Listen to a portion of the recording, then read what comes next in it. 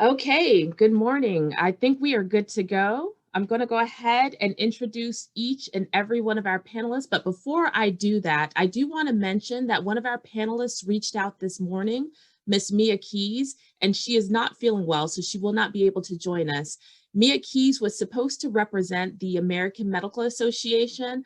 She's a huge advocate of No More Martyrs. We've worked with her for a number of years and have done a lot of work with her in Washington, D.C.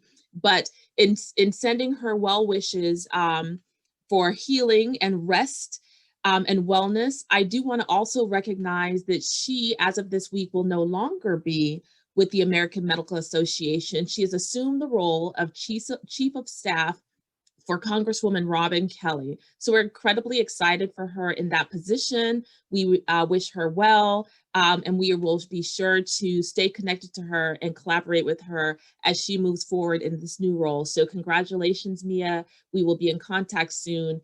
Feel well soon. As for the rest of this phenomenal set of women who will be serving as panelists today, we have women in Atlanta, DC, Dallas, and Birmingham, Alabama. I'm excited to have you. I know each and every one of you personally and professionally, so this is sure to be a good, powerful, informative, but also community-centered conversation. I'd like to recognize and welcome Dr. Ayanna Abrams, who's the founder and executive director of Ascension's Behavioral Health. If she looks familiar to you, it's because she's gotten a lot of national attention and coverage. She's been in Essence, she's done all the things. And so we're excited to have her here joining us from Atlanta, Georgia. We have Dr. Jasmine Ward, who is the founder and executive director of Black Ladies in Public Health. And again, thank you to Black Ladies in Public Health for serving as the sponsor of this year's summit. We're excited to have you here. We've also done some work with Jasmine in Dallas, as well as collaborated on an event in New Orleans during the Essence Festival. I'd like to thank and welcome Jilisa Milton, who's the co-founder of Black Lives Matters here in Birmingham, Alabama. Jilisa is a huge supporter and advocate when it comes to mental health and has been involved and engaged with No More Martyrs for a number of years now. What I appreciate about Jilisa is that her perspective is legal. She's incredibly intelligent and insightful, but she also has this MSW to go along with her JD that just provides this whole other lens to the work that she's doing. And again, like many of us, is very transparent about her own experiences and her commitment to mental health. And then again, I'd like to welcome again, Lanada Williams, who is the founder of Alliance Family Solutions and a No More Martyrs board member and team member who is joining us from Washington, D.C. Welcome and thank you this morning, ladies, for being here. Thank you for having us. Okay, so let's just jump into this conversation because we already know the direction it's going to go because we've talked about this as friends, as colleagues, we've worked in this space. The name of this session is Misogynoir and Mental Health. And for those who may not be familiar, misogynoir is a term coined by Dr. Moya Bailey, and it's really about the experiences of racism and sexism and the experiences of Black women specifically. So she came up with this term in doing her work and analysis on representations of Black women in the media, but this term has really been applied now to business, to education, to health equity, to law enforcement and criminal justice. This is a term that's being applied in multiple facets to really recognize and address systemic racism and sexism and how it impacts the experiences of Black women and girls. The reason I chose this particular topic to kick off our summit is because over the course of the 5 years that No More Martyrs has been in existence, this has been the bulk of what we've talked about, right? We've been talking about mental health and Black women and how it manifests itself differently, and some of the expectations that we have internalized that actually wreak havoc on our mental well-being, which is one of the reasons we speak so much about redefining strength because of this societal expectation that we've internalized that to be a strong Black woman all the time.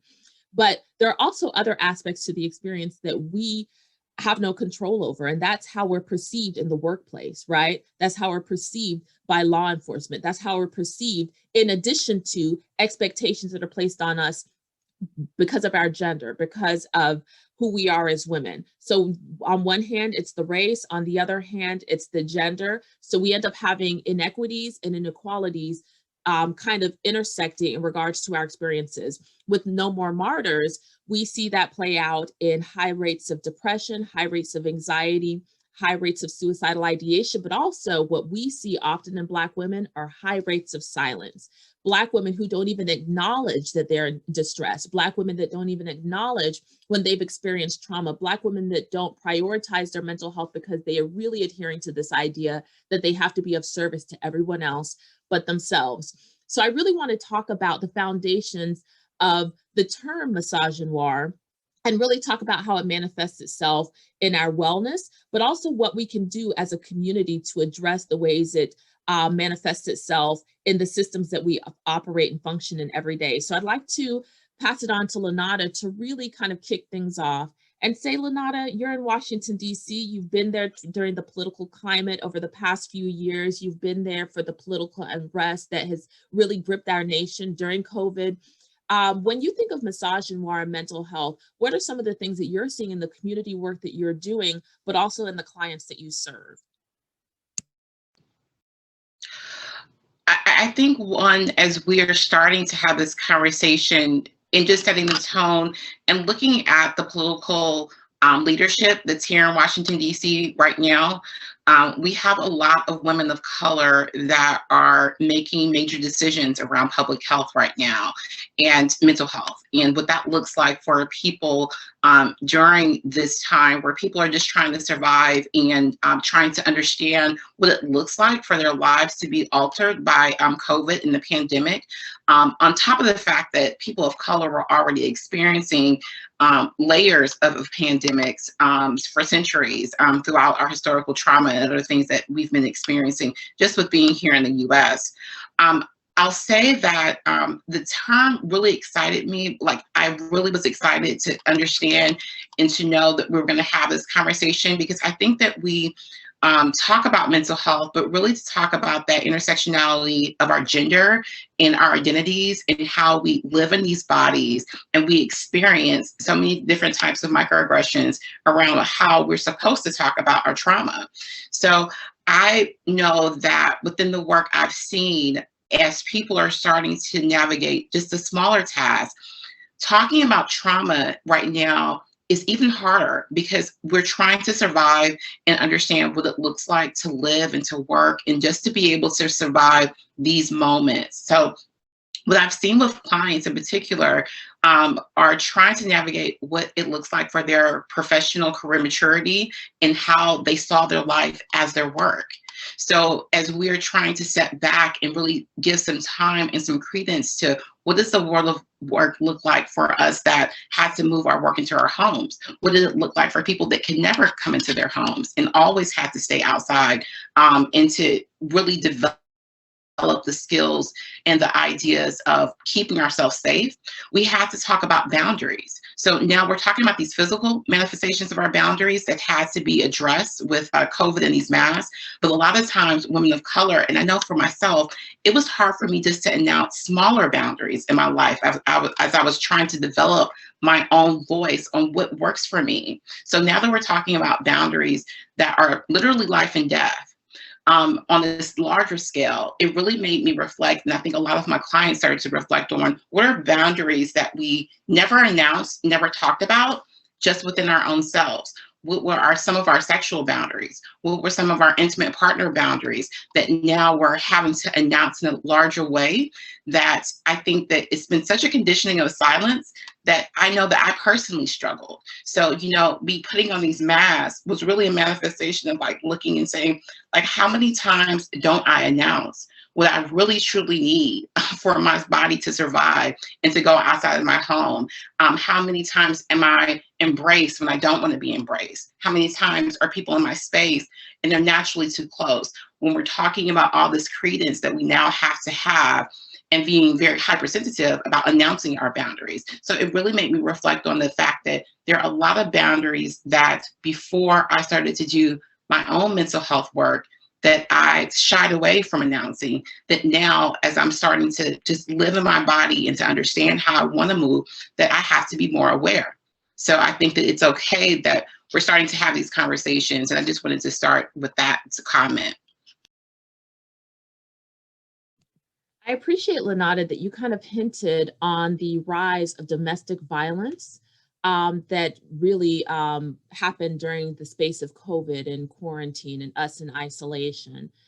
Because Misogynoir is really about the experiences of misogyny as well as racism, right? So when you think about the stress and the stressors that Black women experience, there's race, right? And that is a collective experience that anyone who is Black has. But for Black women, there's also misogyny, and misogyny can come at the hand of a Black man. And that's unfortunate when you think that community is found there, because community is found there. But in the rise of domestic violence that happened over COVID, what we saw was increased levels of stress and anxiety, and maybe some Black men who did not have the outlets and the tools and the understandings to know how to manage those things, who didn't even know how to manage partner relationships and really distrust and a number of things.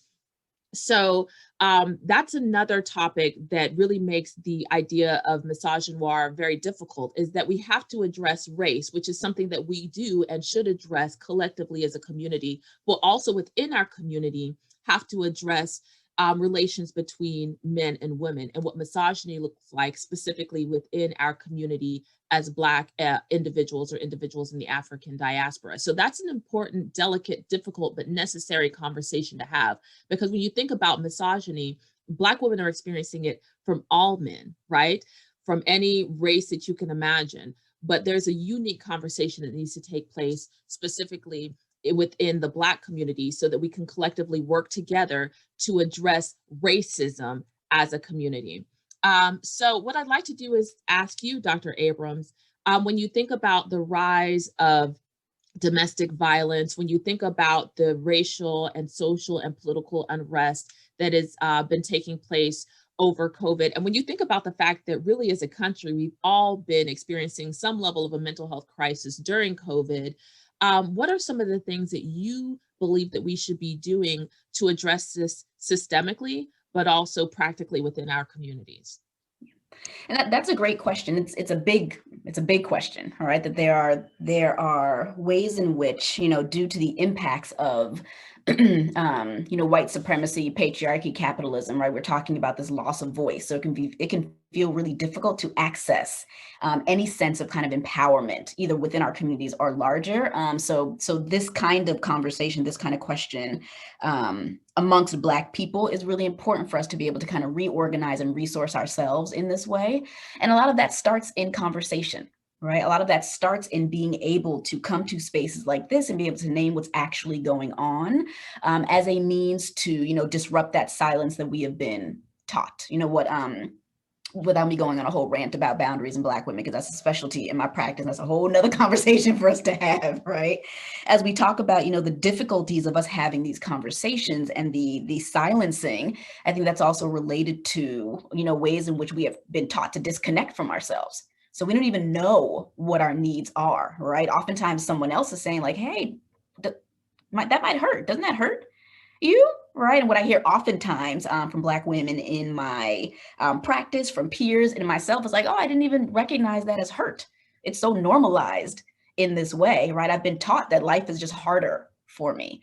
So breaking down and kind of disrupting conversations like that to then offer ourselves dynamics and spaces where we recognize that we deserve joy, that we deserve love, and this is what it could look like.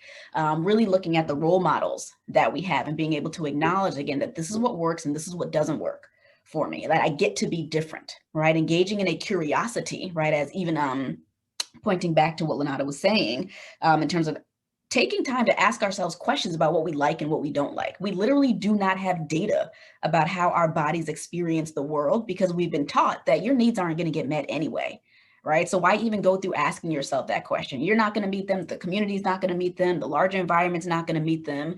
So really looking at ways in which we can say like, hey, we get to be disruptors of this, right? That what was given to us and what was taught to us does not have to be what we embody and what we internalize, but look in ways in which to do this different, right? Social media is tricky, right? But there are many spaces, right, in which, you know, Black women have really gravitated towards like, oh, I didn't know that things could look like that. I didn't know that I was allowed that experience, right? So continuing to expose yourself to experiences that you might typically say that's not for me, and being able to kind of change your language and say everything is for me.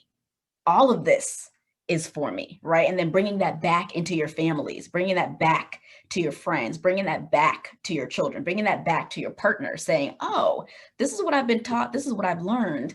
I'm being exposed to something different. I want to learn and do something different. Will you join me in this, right? But it really starts at the conversations, and not so shameless plug, therapy can really be helpful to be able to explore, right, these questions and these curiosities that we get to have about ourselves, but we have to keep talking. We have to keep showing up to the conversations and saying, this is why this is hard. This is why I didn't show up to this conversation yesterday, but I'm here today. I might not have time this week, but I want to show up to the conversation next month. You have to have that kind of not only attitude about it, but willingness to continue to show up and participate in the community.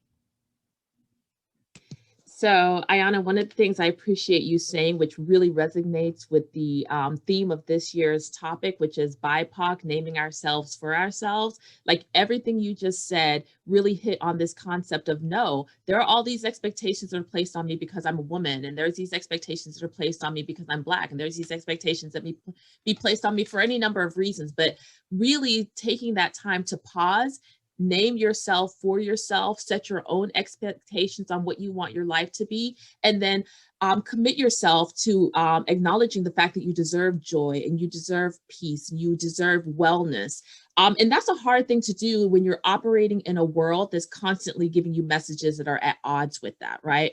That are constantly giving you messages that you should do this and behave this way. And if you're a woman, you should be a mother. Oh my gosh, what happens if you don't want to be a mother? If you are a PhD, I've had this conversation with a colleague. If you're a PhD, well, you should do all your work within an academic institution. No, I want to go over here and work in the community with my PhD, you know, with grandmothers who don't even worry about my PhD. They want to know about how we're going to get more equity in their communities. I want to do that. You can have tenure, and that's beautiful and wonderful, because we definitely need some more Black women in tenure. We won't even talk about the triggers that last tenure conversation developed it with UNC. That's a whole, you could do a whole session off of that situation. And I'm so glad that she's going to Howard. Big up to Howard University for that move. That was fantastic, but I digress. But, you know, really naming ourselves for ourselves and saying, this is what I want my life to look like. That's a big part of pushing past expectations and really creating a life that is going to foster your wellness. Jilisa, what I really want to do is come your way with this conversation, right? Because when you think about misogynoir and you think about the way it really is a manifestation of intersectionality, right? The concept of intersectionality. And when you think about how the term and the concept of intersectionality is birthed out of critical race theory, right? Which is the hot button topic of the day. It's a theory and a term that has been politicized in a way that is unhealthy and not true to the great strides that it has made in developing spaces of equity in all of our institutions. So I want you to talk about that, because critical race theory actually comes out of the space of law, right? It comes out of the legal field. And so I want to talk to you a little bit about that and ask you to share your insights on why critical race theory and concepts of intersectionality and misogynoir are so important for the community in regards to equity conversations, intentional equity conversations, not performative ones, and then how that has an impact on our wellness. So I just want to first just kind of like acknowledge like some of the statements that were just made about just being somebody in that space and kind of like having to advocate and also, you know, think about these yourself. And so I am always in that place, and it is important for boundaries. And I will say, like, I'm always involved in this conversation about power because of being an attorney and systemic power, and also this conversation about dominant culture. And the legal profession is probably the most obvious example of a dominant culture space where it literally upholds the culture that we live in. And in that space, I think that this conversation about critical race theory came from that space because you're so proximate. And I think I often encounter a lot of things about dominant narratives about Black women and Black people in that space, and how that particular conversation about those narratives, those stereotypes, those images exactly translate to the way that they are criminalized and how they are treated in courts and how they are described in the entire legal system, and who is deferred to when we think about police, because of maybe those people don't have agency, maybe they shouldn't in our society, you know. And so I think that critical race theory directly challenges the way that the legal system and these kind of policy systems were developed based off, you know, the systems that we are scrutinizing. So, you know, and I often get very frustrated as somebody who is a Black woman and attorney who has to learn all of it in order to really like truly advocate and describe. And I think oftentimes when you're talking about power and systemic power, you don't always know if those images, those controlling images, are being utilized because of convenience and what, you know, maintaining something, you know, in an individual sense, and whether those images are being used because of ignorance. Like, you know, there's always this kind of like question of like, how do I really know in this moment how to handle the situation? And one of those would be like with that kind of like education and like critical race theory concepts, and like, hi, this is like what's actually happening. And one of those is like with force and with movements and with what, you know, and so how do those things like connect? So like when we talk about mental health, and just how, you know, to describe how impactful those laws, those policies are, you are faced with that. You're faced with, am I going to really even be successful under this system? So I think, as you know, I came into this work because my mother had bipolar disorder. I was born in the 80s. I was supposed to be a super predator, if that makes sense. And like how, you know, those laws and those policies directly impacted her life. She lost custody of all of her children, all 6 of them. And, you know, having that comparison about the opioid crisis and knowing that that is directly attached to controlling images of Black women, and how critical race theory and reclaiming our voices, naming things, is the only way to fight back. And I think that is why it's the most important to me to like really think through those things and also take those boundaries. But sometimes we're the only ones in the room to really do it. And I feel like we're uniquely positioned to be the ones who have to do it. And so it is challenging, but I think, you know, we have to fight for critical race theory. We have to fight for these conversations because, you know, that's how we survive. Thank you. And a big part of that feeling, you know, being led and feeling that you're uniquely positioned also means that we need a different kind of community, right? Because that work is exhausting, and it's so common for individuals who are working in that space to burn themselves out, right? Because they're pushed and motivated by passion, by a commitment to community, by a disdain for inequity in all its forms. And so, but inequity, inequality, oppression, it manifests itself as such a massive issue, and it manifests itself in so many different ways. And we're not going to change it overnight, right? We're not going to turn the world around in one moment, but we can do what we can. We can make our contribution while we're here. And I think even recognizing that is good for our mental health, right? It's good for our wellness to say, hey, I can do and make my contribution, but it's up to the next generation after me and the next generation after me and the next generation after me to take the lead on this, because I can only do so much. So I'll be here at this protest. I'll be here at this advocacy day on the Hill. I will be at this event speaking on a panel. I'll go into the classroom and I'll teach these classes about equity and critical race theory and mental health and misogynoir. But I'm also going to step away and make sure I have time for myself, my loved ones, and things I need to do to rejuvenate myself, because we're no good to anyone else or our communities if we burn ourselves in the process of trying to serve. So I appreciate, Jilisa, you mentioning that, because that's a real, I think that's something I'm seeing all of our heads nod. I think that's something that all of us can relate to. So Jasmine, let's think a little bit about, because Black Ladies in Public Health, you do so much work in the space of policy and health equity. Let's think about misogynoir in the experiences of Black women, the impact that it has on our wellness and the systemic inequity that we're seeing portrayed, because you do work in the space of health equity, but within health equity, there's educational equity, there's occupational equity, there's housing disparities, there's homophobia, there's all these different types of things that operate in that. And when you think about where we are right now in 2021, this is something that keeps blowing me away. In 2021, in this year, is when the CDC acknowledges that racism is a public health issue, right? It's when the APA says, oh, we kind of have been involved in systemic racism in the field of psychiatry all this time, right? It's when these larger entities are finally acknowledging that, hey, yeah, I guess we kind of see it now, when we have been seeing it for so many years. And I know Black Ladies in Public Health has been working in this space for so many years.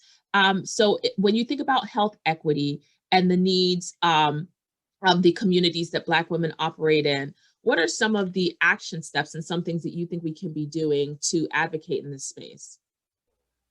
Well, first off, I want to say thank you for this panel. I want to acknowledge the fact, much like Jilisa just mentioned, that our occupations and who we are as Black women will, in fact, impact all of us. And so just to acknowledge that this panel today, while we're speaking and advocating for understanding around this issue, are not exempt or absolved from having these experiences every single day. So we come to this, panel talking about it from a professional lens, but also having to often navigate, the impact of misogyny, but also understanding that there are people out there who have been talking about this concept for so long, and it often being ignored. So essentially what I hear you saying is, we've named racism this year. And that does not mean that it has not been happening.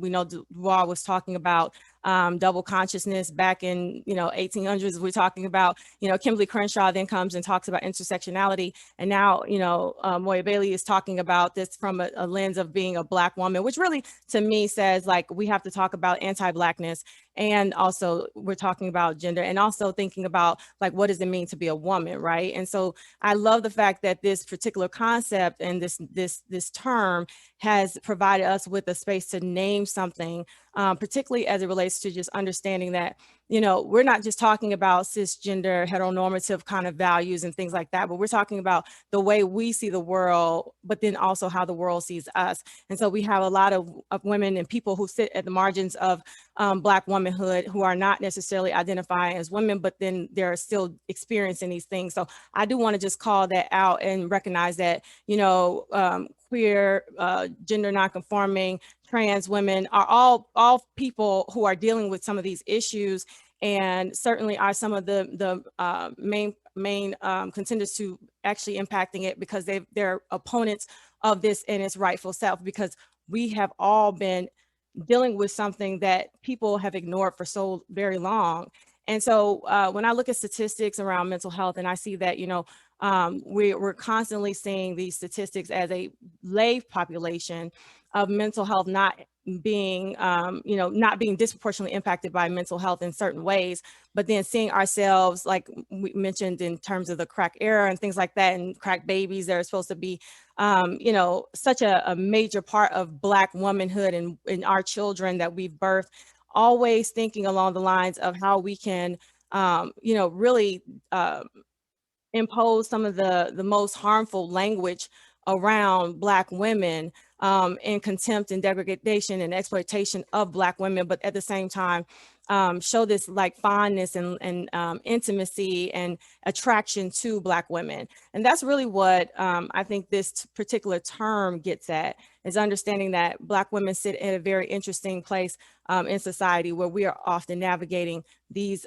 difficult spaces as in these tropes of being strong Black women and things like that. And so Black Ladies in Public Health really has been an opportunity for us to just bring our whole selves to community with one another, to speak to the needs of our personal and professional lives. And so the intersection of that in and of itself is difficult, as Black women who are perhaps counseling other people, right, through these traumas, but also understanding that they have their own traumas that they're dealing with. As Black women in public health, often speaking to the public health needs of all communities, but then also recognizing that we see ourselves in every statistic almost that's out there that says we are being harmfully impacted by something. And we're like, what is this thing? And so we don't want to call it what it is. And we want to say it's about race when it's about racism, right? And so Black women as a group of people, and I'm just going to say that Black Ladies in Public Health has many allies within our network.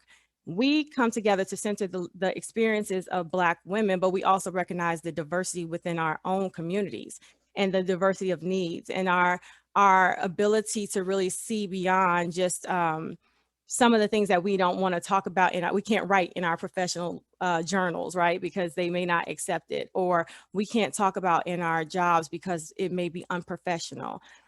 We wanted to have a space where we can really challenge our own thoughts and our own ideas around what it means to be a Black woman. And I think that this is something that this is helpful, but it is also something that is critical to our ability to speak to our desires as, you know, being Black women. I joke about saying white women don't own tears. And I say that in a joking manner, but I mean that because a lot of times, you know, as Black women, we lose sight of who we really are to try to make sure that we are very twice as good, or whatever that may be in our professional spaces. And I speak to that because we do center culture, community, and then our careers in Black Ladies in Public Health. So we have a lot going on. And I think that the thing that I really pride myself on in Black Ladies in Public Health is that we're a network and not an organization per se. That we don't have a membership due structure, because I always say Black women have paid enough. But in reality, what we do is we bring each other, we get together and we really collectively try to understand how can we advance one another in a space where we're free to do so without, you know, having to worry about some of the things that we often have to do. And it's performative, because a lot of times these are not, we don't want to bring our full selves to the table. So working from home has been a pleasure for me. And I think a lot of people are really dreading going back into the workplace, but we are really thinking about all of those intersections. So occupancy, you know, where you live, and I'm in the South. So, you know, that may be different for somebody who lives on the East Coast. We talk about, you know, our particular career paths. We talk about our gender, we talk about our sexual orientation, gender identity, gender expression, all those things that really are part of our intersectional in terms of our lives and how we see the world and the world sees us. So that's really important. I just wanted to call that out as a part of like what all you all have mentioned, and it being so important, because our mental health is truly impacted by all of these things. And a lot of times I don't see that reflected in our conversations around mental health. And it's particularly as it relates to the data and as it relates to how we gain access to you know, getting those diagnoses or to the support that we need to get through these crises. And that's important. And I think that I want to just make sure to elevate the fact that you all are doing phenomenal work to support individual lives, but also the lives of our entire communities, and that you probably have dealt with some of the things that we're talking about today. And so we do have to just provide space to acknowledge that. Thank you, Jasmine. So what I want to do now is, you know, we've talked about misogynoir, we've talked about critical race theory, we've talked about intersectionality, and even though these are very applicable concepts and theories that inform the work that I know each and every one of us on this panel do. For individuals who don't work in this space, what are some of the current events that you're seeing in which misogynoir is playing out in the lives of Black women?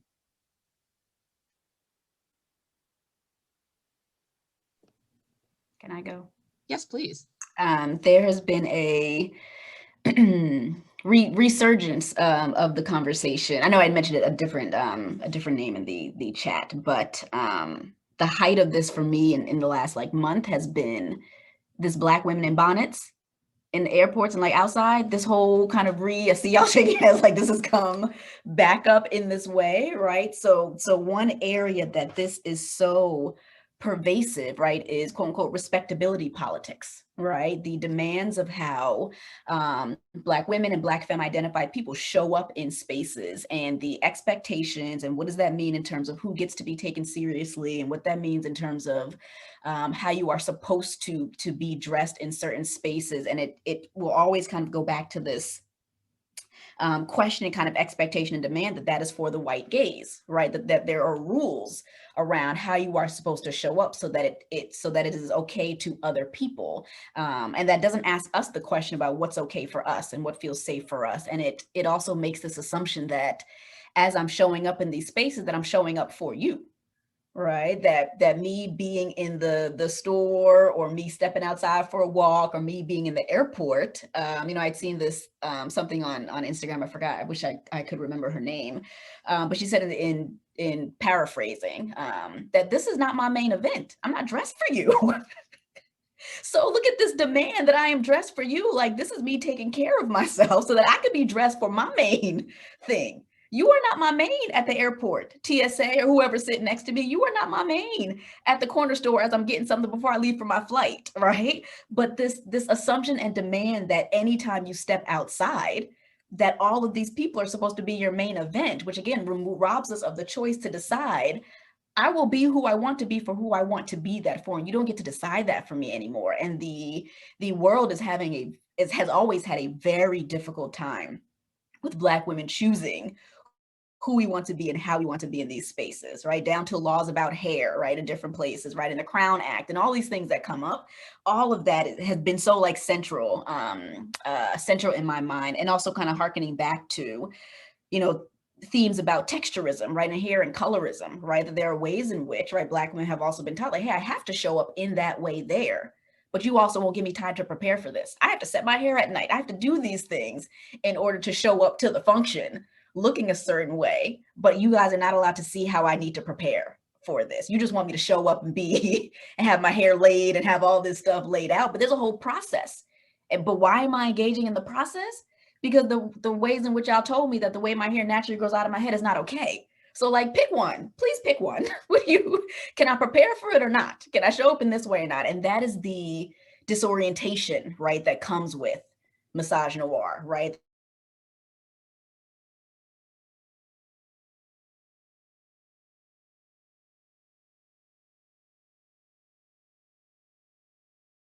That obviously shows up for me more in the mental health space, of how confusing and how disorienting that is, and the questions about how and who am I allowed to be in this world, because the rules keep changing and I can't keep up with it, and that can cause a ton of distress that then leads to more significant mental health issues and crises. I really appreciate what Dr. Ayanna just said, and it resonated with me so much. The quote that Alice Walker used in one of her books, she said, when the axe came into the forest, the trees said, the handle is one of us. And that is what resonated with me when I heard Monique and the rhetoric that she was perpetuating. And I think that it really reminds me of Dick Gregory saying, even our condition has been conditioned. This idea of what trauma has done to us and to our bodies and what is perceived. And just to clarify, saying that, Black women, and I'm saying this safely, sometimes we perpetuate these narratives due to our own historical trauma, and this is not me saying anything that we should not be talking about in public, about the way Monique paraphrase, and almost parroted this idea of what we should be and what we should not be, and I think that it goes back to this idea of how we interact within our bodies and how we see each other. And sometimes our trauma can be a mirror to other people, and this idea of respectability and how we should move throughout the world. However, we're talking about giving away something that we never had in the first place. And Monique was trying to navigate that scenario, was trying to share and tell us how to police ourselves when there's so many other governing bodies telling and shouting to Black women what we should be doing with our bodies and what should happen, and how we feel bound when we see other people not doing what we are supposed to be doing within these societal norms. So I think that it's really timely that we're talking and safely identifying that sometimes we can be the culprit of passing around this idea of trauma, and how we store it in our bodies and how we want other women to softly kind of fit into these molds so that it didn't disrupt the narrative and get us uncomfortable. And what that looks like for women as they're moving throughout the world. And that the bonnet conversation was just this physical manifestation of what that looks like without really going back to historical roots of where that idea of women covering their hair came from in the 1700s and this Hamden law that happened in New Orleans, because we saw these women of color that had these beautiful, coils that were disturbing the peace of how white women saw Black women and said, oh no, what we can't do is have these beautiful women walking around and showing their hair. So therefore, the idea of how that law even came about was that Black women were to be silenced and to be shamed around their beauty and had to cover their hair. So they couldn't come outside. It legally was bound for them to come outside without their hair being covered due to the way they were just showing up in the world and really just being their gorgeous selves. So the idea that this is now coming back, and really imprinted with this historical trauma that we ignored, when we heard that statement, that we really didn't tether together. But it has to be said that there is a historical wound there that has always been around women of color and their hair, and how we show up. And also has been one of our crowning jewels, historically, when we think of Queen Ty and inventing the wig and what she used the wig for, and being a warrior. So all these ideas of what historically hair has meant to us, and what that crowning of what our self-esteem looks like, and what it looked like when Madam C.J. Walker did the different things around allowing women of color to be able to uniquely do things with their hair, how that released the self-esteem for us really is anchored in our mental health. So I think that was just a great statement, Dr. Ayanna starting that conversation. And I'd like to go ahead and just mention how this conversation went from misogynoir to how our showing up as we are and the politicalization of our hair, right? And the fact that that's led to strides such as the Crown Act. Like, we needed an act to show up at work with our hair. Like, how is that even a thing? If that's not the epitome of misogynoir, the fact that big hair, curly hair, as it grows out of a Black woman's head, as she chooses to show up in her workplace, has to be protected by an act. If that's not an example of misogynoir, I don't know what is, because then, just like in the same ways that Ayanna and Lanada has talked about how that trauma can be internalized, that sends a message to Black women. And that message hits young. That message hits at a very, very young age for the Black girls who remember putting a skirt on their head and whipping it around and pretending like it was the long hair of a Disney princess, to young Black girls who were going through puberty and then now having to, adhere to these very misogynistic, unfortunately often over-sexualized for Black girls, ideas of what femininity is and what beauty is and what style is. This is an example of misogynoir. This is how it pops up and manifests in our lives. It's the larger things of police engagement. It's certainly that. It's the larger things of, like, Nicole Hannah-Jones experience that she had with UNC.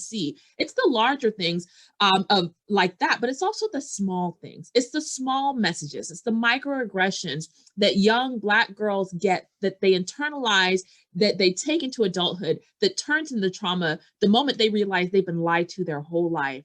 And now they're having to relearn, if not learn from the beginning, how to love themselves as they are, and how to really be authentic. That is double consciousness. That is the intersectional lives of Black women who you interact with every single day. This is why I wanted to talk about this. One of the comments that was mentioned in the chat box, and something I do want to speak to and ask each of our panelists to share about, is, and I hope this isn't triggering, but this is an allyship event, right? And the reason I say I hope it's not triggering is because when you do work in this space, you often get burned out on having to educate people who are not Black, right?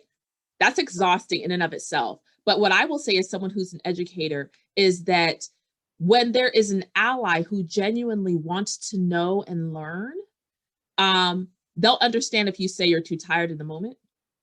They'll understand if you, you just don't have the capacity at that time, or if you do have the capacity and you are ready to share their reception of that knowledge, and then their commitment to go and do the work themselves can be a very beautiful and powerful thing, right? So I do believe in that, but I also believe in, people who just want you to tell them, and it's like, that's exhausting. You go do the work. So with all that being said, a comment that was in the chat box that was posted by a participant in today's summit who,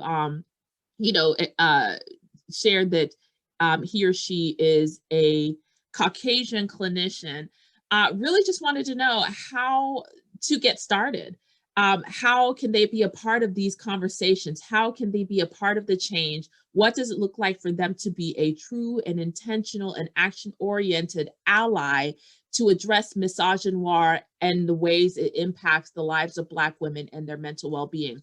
Again, a big question, but I know everyone in here works in that space. Everyone in here has had the opportunity to engage an ally that has asked something similar.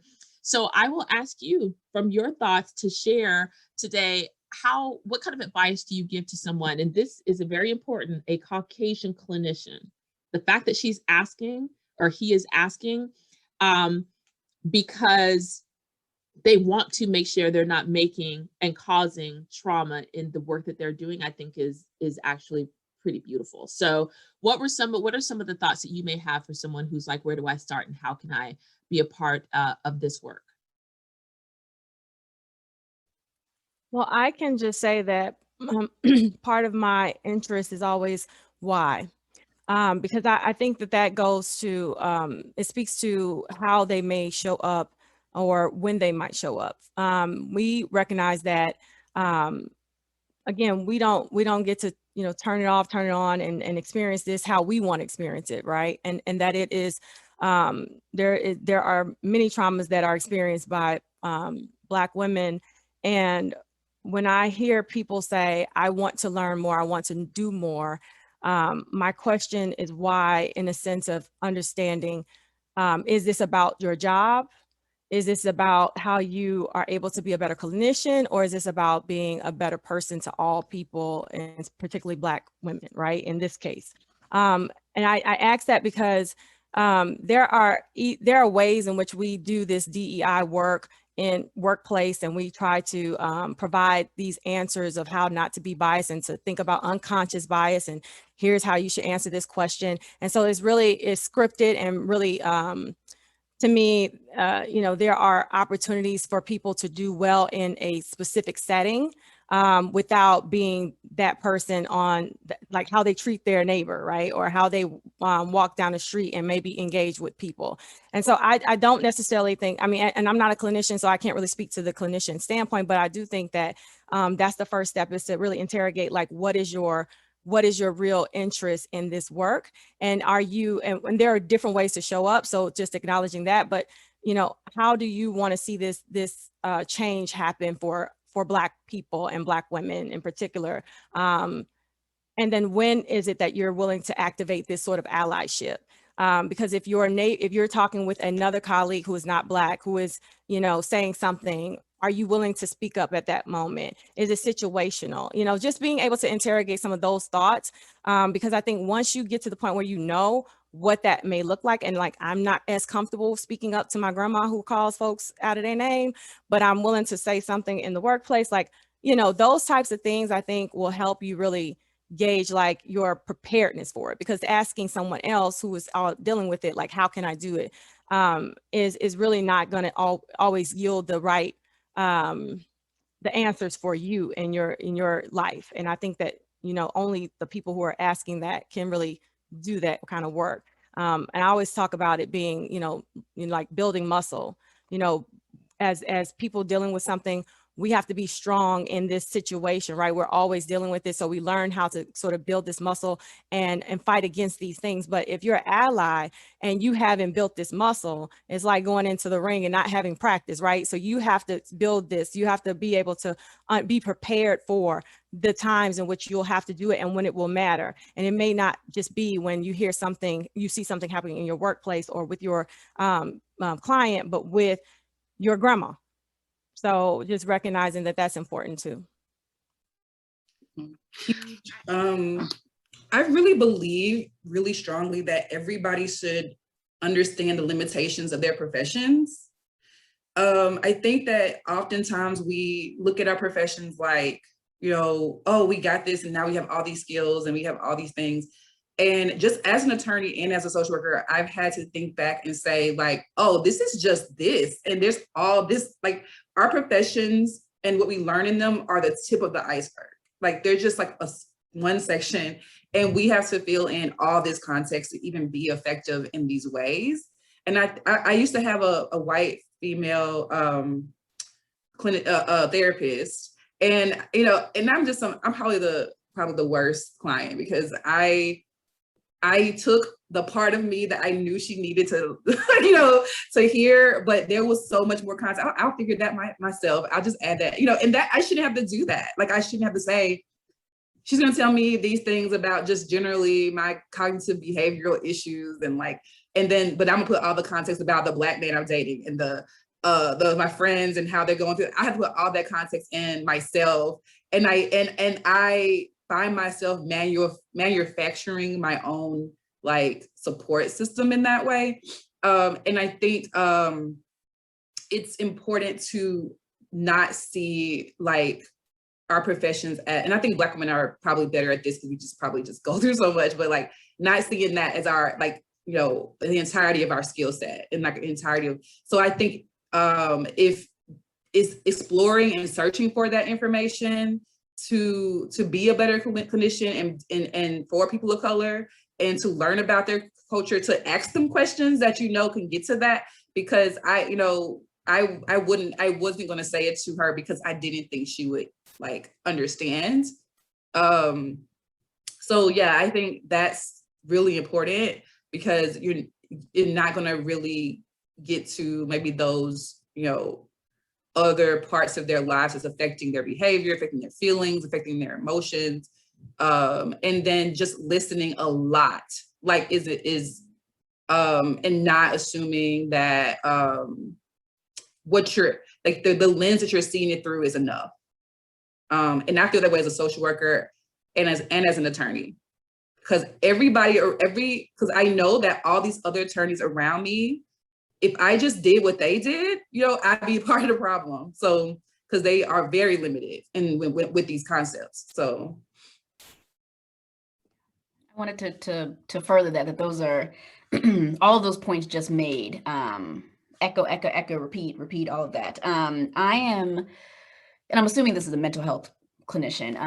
I think it's a fine and appropriate question in space. I'm always, not always, I would encourage you to think about even the idea or the desire to be an ally. Oftentimes ally is a self-ascribed word, and that is rooted in, you know, themes of like self-development and like personal development and ego.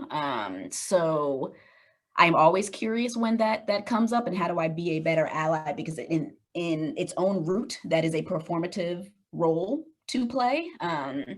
And oftentimes offers, and it kind of leans into some way that I want to let people know that I am an ally because I do this or this or this. So I think that harkens back to, you know, what Jasmine was saying about what's your why? Like, why are you doing this? And is it for you to be able to say, this is what I do, and to be able to put something up that says that I am a safe space for you, when that is actually not your role to determine. You don't get to determine that you are safe for your clients. They determine that and you collaborate with them on that.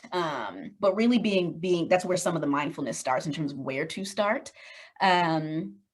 The other piece that I would, or another piece that I would offer, that I talk to companies and clients about, is really asking yourself, what are you willing to lose? What are you willing to risk? Because this work doesn't come without it. And if you are really looking to transform in this work, not perform, right, you will lose things, right? You will lose relationships. You will lose connections. You may lose money. And oftentimes for white people and capitalism, if you are not willing to lose money, there has not been much work done, right?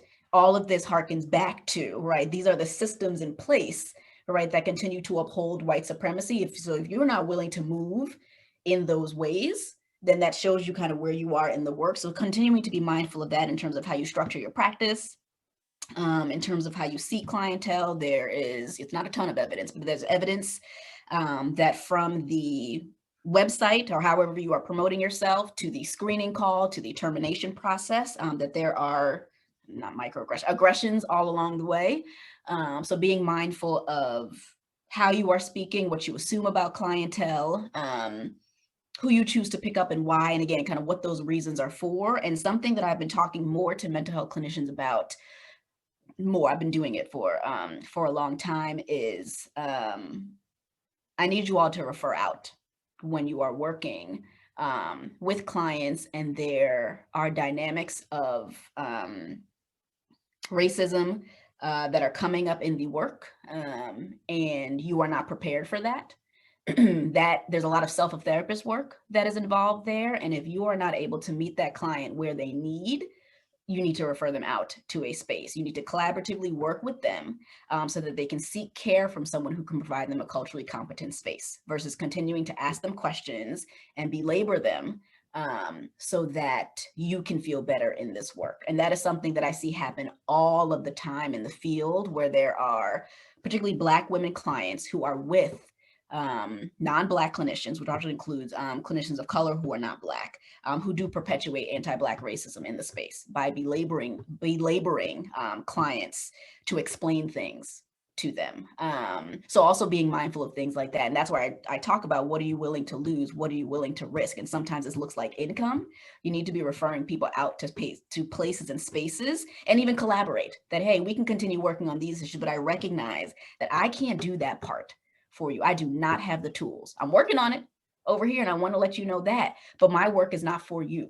So I need to refer you out. The same ways in which we refer somebody out who now is, developing an eating disorder, and I don't have no training in that, you need to refer them to somebody who could specialize in that part of their care, right? So those are things for clinicians to think much more about. I don't think it's our place to give you a whole bunch of books. There are websites with, especially in this past year, tons of books, all the readings, all the book clubs, all the stuff. Like, there's so much out there for you. So I don't think it would be appropriate for us to give you a list of books, but these kinds of things to think about in terms of where you are in your own self-therapist work is what I'd recommend. Okay. Lanada, did you have a comment? Yes, but I will make sure that my colleagues did a great job. So I'm going to make sure that I use some brevity and I'm not repetitive. The only thing that I wanted to add and support is that, asking yourself to take the time to really dissect when we're asking these questions. I really wanted to say, as a licensed psychotherapist, I've never had access to directly asking any person that was not a person of color that question. So, just the idea of the hierarchy of being able to get inside of what this means is very exploratory. I think it's great, but actually listening and pointing out how this actually manifests itself in therapy is broaching in the moment, I believe.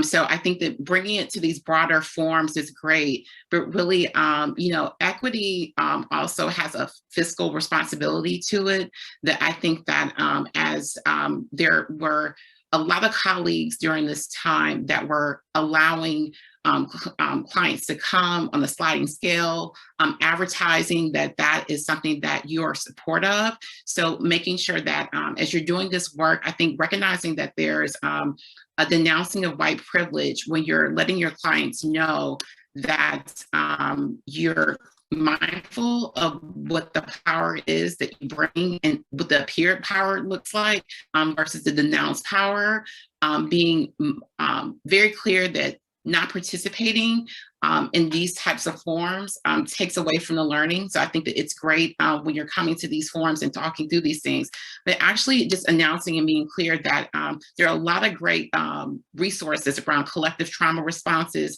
and getting access to that is key. But I think that what I really heard my other colleagues say is like referring out.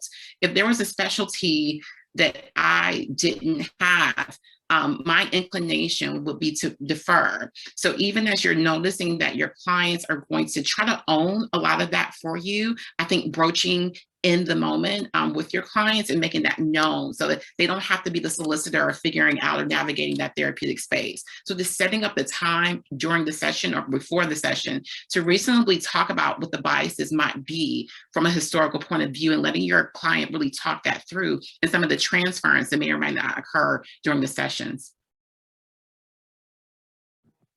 You can't address misogynoir without talking about power and privilege. And I believe that you ladies wrap that up so fantastic. We are actually out of time, but this was powerful. And I appreciate each and every single one of you. We did have one more question, because we have had a few questions in the chat box that was, how do you address performative allyship? But on everything, didn't you guys just answer that? Like, that was like powerful. That was so powerful. So I appreciate each and every one of you. Thank you for being here this morning to kick off our 5th annual Minority Mental Health Awareness Summit. This session, as well as all of our sessions for the next 3 days, will be recorded. So I encourage every single one of our participants today to follow each of these panelists on social media. They can put their LinkedIn, if they'd like, in the chat boxes, or their social media handles or their websites in the chat boxes. Follow their organization, stay connected to their work, because they are powerful. They are doing the work. Ladies, thank you so much. I appreciate you for being here. And as we go into the break, I would like to remind everyone to go ahead, if you are receiving CEs for this session, to make sure that your name has been placed in the chat box, which is essentially our role, which is our way of knowing you are here so you can receive the appropriate CEs. Thank you again, ladies. We're going to go ahead and close out. Thank you for being here. I appreciate you. Oh, well, one more thing before we close. I guess I should have ended on this. And Ayanna's like, wait, what are you doing right now? But let's close out with this. No More Martyrs is partnering with Dr. Ayanna Abrams, and we are actually co-editing a book right now on misogynoir and mental health. There's a call for chapters. If you are interested in submitting and writing in this space, all of the information can be found on our website, nomoremartyrs.org. I'll also put a direct link into the chat box, but I'm incredibly excited to structure this book. It'll take this conversation and layer it, right, and contextualize it. And there'll be applicable information in there for clinicians, but also, because I'm not a clinician myself, I'm an advocate, I'm an educator, and I'm a peer. I recognize and acknowledge myself as a Black woman who lives with a diagnosis, who sees her licensed mental health professional on a very regular basis. The book will cover all of those things. It will be the experience of living with a mental health concern. It will be treating and advocating and educating individuals on misogynoir and mental health. So, Dr. Abrams, I'm so excited to work on this project with you. Look out for a few social media lives where we'll talk about that and share more information and suggestions on how you can submit. So thank you again to all our panelists. We appreciate you. Thank you for being a part of this panel, and have a great morning. Thank you for having us. Thanks. Thank you. That's so exciting. Thank you.